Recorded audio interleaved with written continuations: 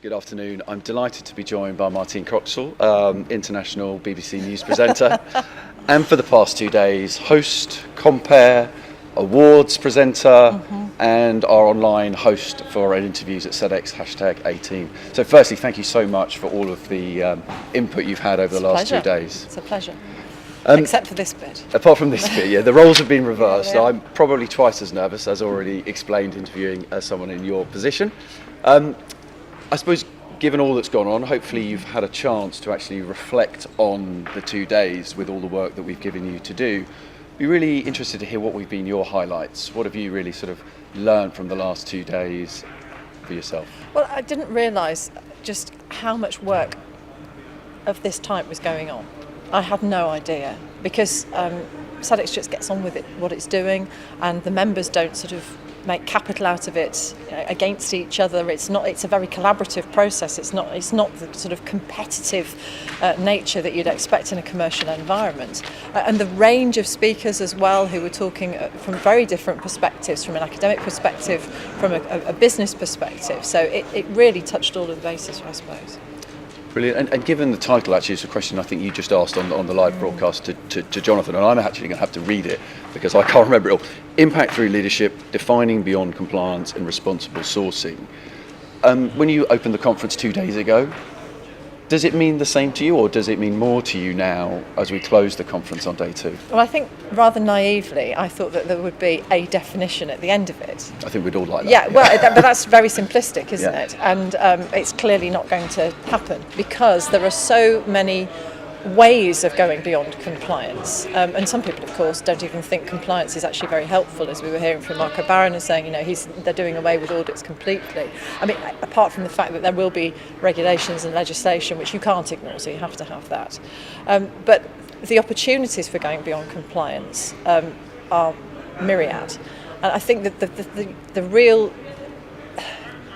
the speakers who made the most impact for me, because I'm a journalist who tells stories all the time about people, were people like Trevor Waldock, who talked about how you can empower people by teaching leadership skills to everybody, from the person clearing the weeds on a farm in Senegal or somewhere like that, where they're growing spring onions, things like that. And then hearing Karen Pybus speaking today, talking about how they're working in West Africa to restart manufacturing in a part of the world where there has been so little manufacturing in recent times, an area of immense conflict, of course, as well, and how the market's been flooded with second-hand clothes. And the opportunities there for people to be involved in something from the very beginning, and they're not going to have to wait years and years and years to have their voices heard because of interventions like a venture like Ethical Apparel Africa, where they're at the very heart of it. It's about the expectations and the well-being of the workers right from the very beginning. And I suppose that speaks to the presenter and the journalism side of it. It's the human story that sits behind. It's also the thing, Dan, that I can understand. Yeah, well, that's good, because I'm fairly new to this as well, so I'm struggling. So that's brilliant. I mean, is it something that you find yourself in your day job now reporting more on? Yeah, so many aspects of what Sedex tries to deal with and protect people from. You're trying to provide the protection and the safeguards to stop things going wrong, and we tend to report, as the news is always about the negative stuff, it's about what's already gone wrong. So accidents in the workplace, modern day slavery, human trafficking, exploitation, worker well-being, all those sorts of things are constantly in the news. So that's what's so fascinating, to see the flip side of it for me. And do you think actually the media has a position to report perhaps a different side? I mean, from some of the stuff you've taken away today, okay, there may not be perhaps the sensationalism, but there's a lot of good news stories happening from organisations who are often the ones who are criticised. Yeah, there are lots of good news stories, but that's not the way the news works, unfortunately. I think the most obvious way that we would be able to reflect what Sedex does is to say, if there were something like a factory collapse, then Sedex could come and talk to us about what's being done to try to stop that happening in future, to make workplaces safer. Somewhat naively, maybe, I think that what we need to do is give people a sense of the good stuff that's going on as well.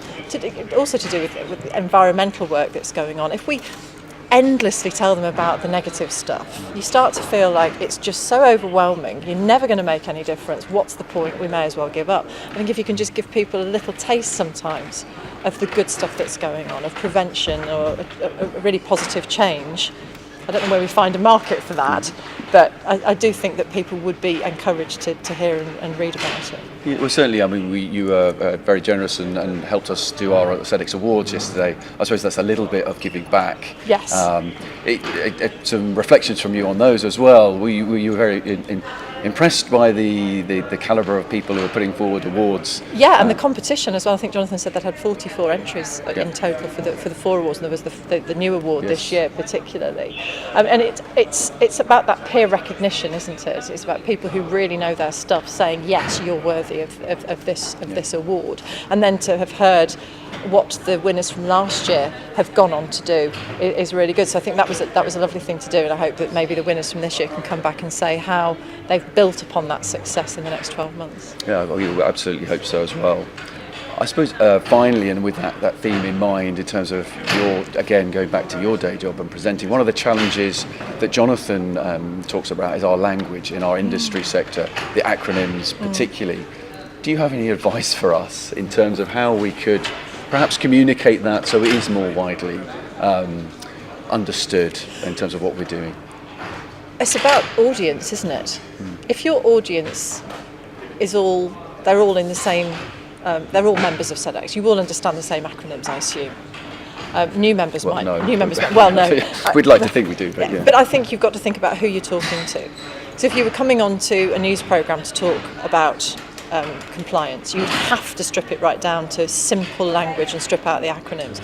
And journalists for broadcast are certainly taught to have one idea per sentence, because if you're watching or listening to something, you don't have the opportunity necessarily to watch it back or listen to it back. So it's just about distilling down the message and describing it to someone.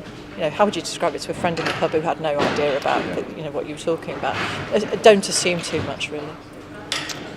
Perfect. Well, I guess it just remains for me to thank you so much on behalf of all of the team at Sedex and the attendees of our conference, and to finally say thank you, Martine. Enjoy the rest of your evening. I think you're now finally off duty. I hope so. Thank you very much. And this is the most nerve-wracking bit of the whole 2 days. So Dan, thank you very much for making it easy. Thanks so much. Pleasure. Thank you.